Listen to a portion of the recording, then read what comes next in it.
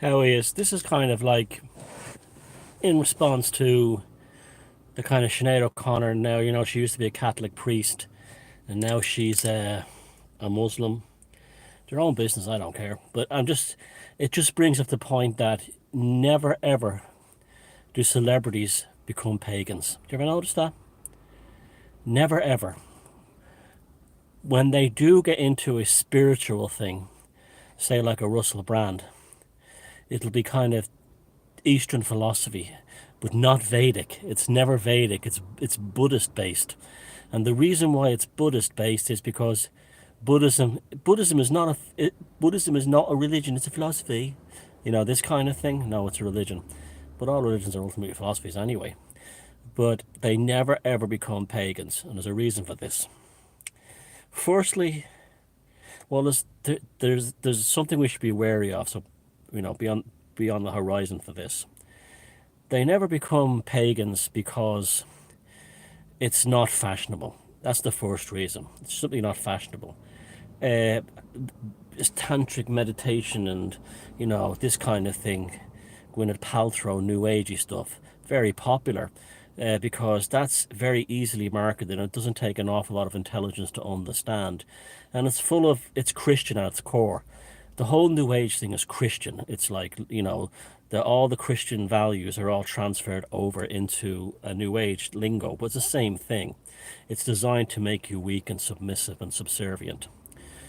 Now, you have someone like Deepak Chopra, who, and I'm going to defend the guy, in his early days, he did some work on Hinduism and the Vedas that's outstanding, and on etymology as well. And he never really got anywhere until he started just talking in kind of general terms.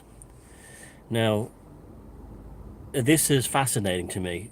Now, I thought, thinking long and hard in this for a while, and why is there a problem and an issue with them and paganism?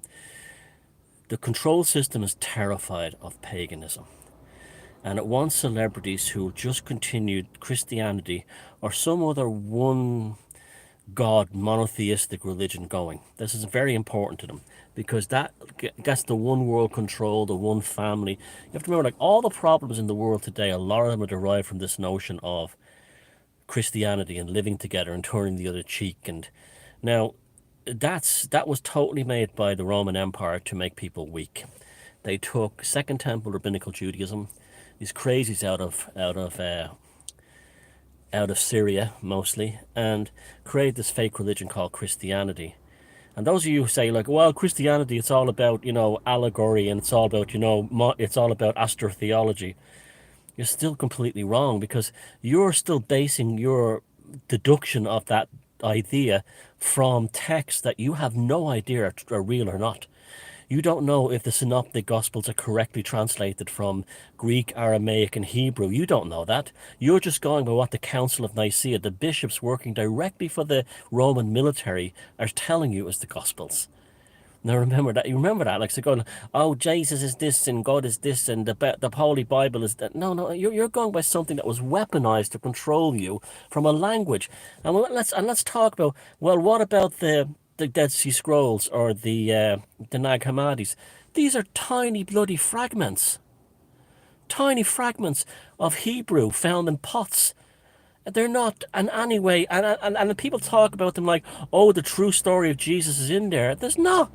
They're all things like the Torah and the Talmud, as well as things like to do with Jewish mysticism in terms of the Essenes. And they say, oh, the Essenes, they would read, they were like the spiritual. What are you on about? And then the other thing, Jesus went to spent time in India. Jesus spent time studying, but God Almighty, he didn't even exist. There's no evidence of his existence, but tons of evidence that he was manufactured and invented. Pope Leo the Second, I think Pope Leo the Fifth, or I can't remember what it was. This myth of Christ has served us well. That was notarized by two cardinals who heard it in first person, who signed off on it.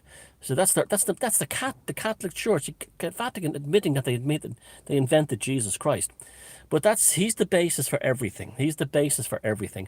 And so the New Age thing is Christianity with that.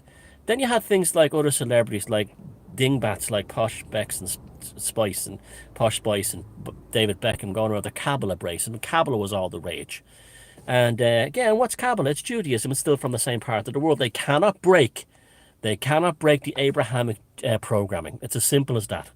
You must even Buddha is an honorary Abrahamic, because he's the jolly fat man who sits there and smiles, and he says much the same things that Christianity says, and people think that Buddhism is a non-violent thing. I can tell you for a fact, Buddhists have committed some of the most horrific. You see what's going on in Myanmar or what went on in Sri Lanka. Some of the atrocities committed by Buddhists were unbelievable and still going on. Non-violent genocides. This is like what we're dealing with. It's the stupidity of these people saying, "Oh, this is nothing is the answer. Nothing is the answer. The only answer is the true path to follow in yourself." And that is, my friends, is why they will never push paganism, because paganism ultimately says, the first thing to say is, here's Russell Brand encountering paganism. Oh, I want to get, got new spiritual consciousness. I'm going to follow paganism. What book do I follow?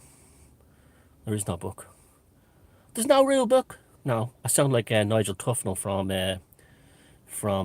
Spinal Tap. No, there's no rule book. There's no rule book, Russell. Nothing. But what do I follow?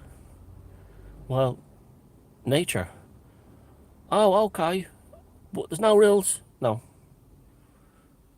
But but it won't work. Of course it works. It works precisely because there is no rules. Same with Hinduism. I have people come and say, "I want to be a Hindu. What book? What text do you study?" There are no texts. That's the beauty of. That's why Hinduism and paganism are the same. There is no book that says you have to do this. People say, "What about the Mahabharata? What about the Bhagavad Gita?" They're just storybooks. They're not books of like, this is how you should live your life. You're not being told by Krishna or Vishnu or anyone that this is how you live your life. You're not being told that way.